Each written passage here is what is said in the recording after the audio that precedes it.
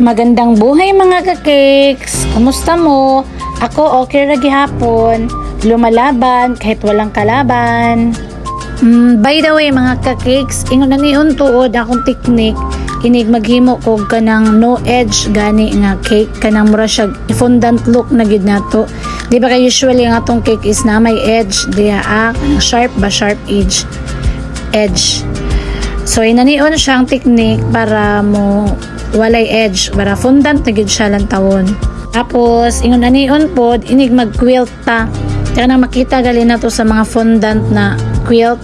So inig icing ang imong gamiton ingon inanaon ra. Gamit lang ka og katong ice smoother di ay. Ang atong himonon nga cake is christening cake. Ang lalaki.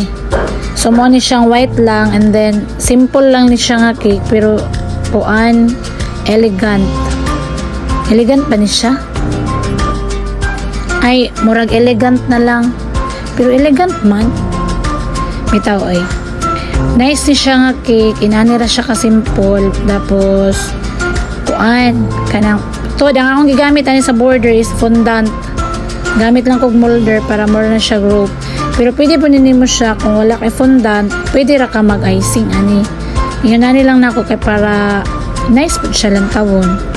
Ang size ani nga cake kuan 8 by 6. Mo ni siya ang amo ang large nga kuan nga cake sa 1 tier. Pero kay maisingan naman mahimon ni siya og 8.5 by 6.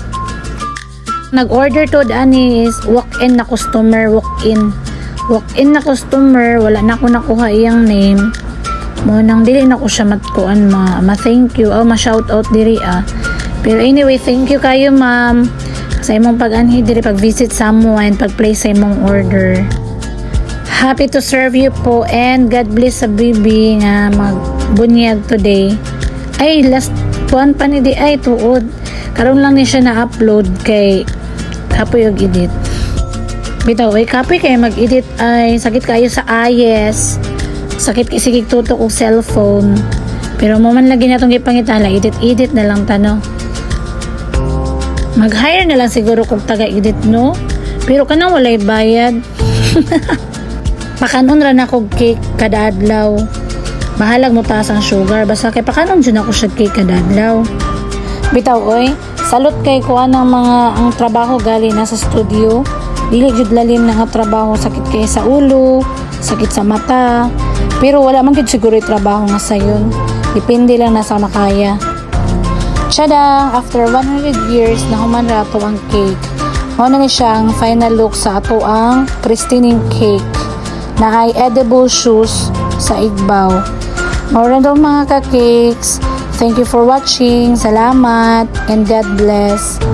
Until next time. Bye-bye.